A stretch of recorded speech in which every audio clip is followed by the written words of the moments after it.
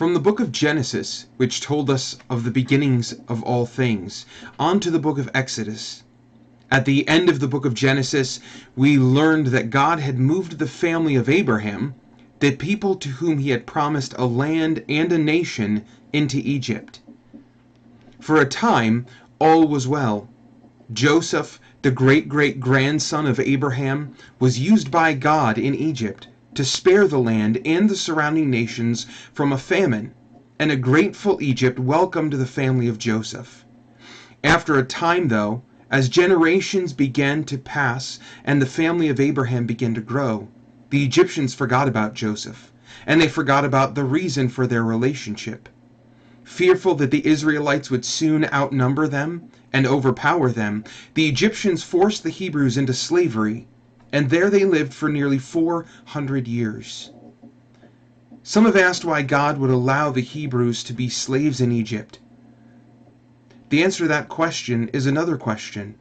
How do you take a family of less than 80 and turn them into a nation of several 100,000 in a relatively short period of time without having them spread out and intermarry?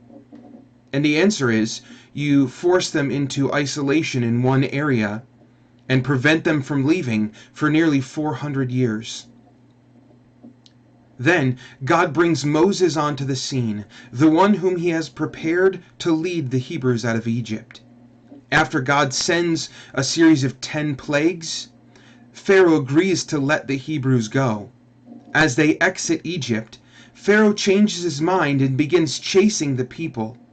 God demonstrates his power once again by parting the Red Sea and allowing the Hebrews to cross to freedom. Once the people are free, God begins to further reveal himself to them. First, he reveals himself as the provider by sending manna or bread from heaven to feed the people and water from a rock to quench their thirst.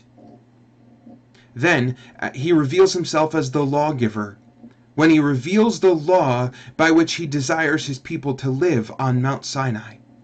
Finally, as the great judge, he instructs them in building the tabernacle and in offering sacrifices by which they might find forgiveness and redemption. God is establishing the people of Israel to be his people and setting them up to live a life of victory and blessing by God. Finally, the scarlet thread. Exodus 12 clearly spells out that the people were only preserved from the final plague, the death angel, by the death of a Passover lamb, and the personal application of the blood of that lamb to each house.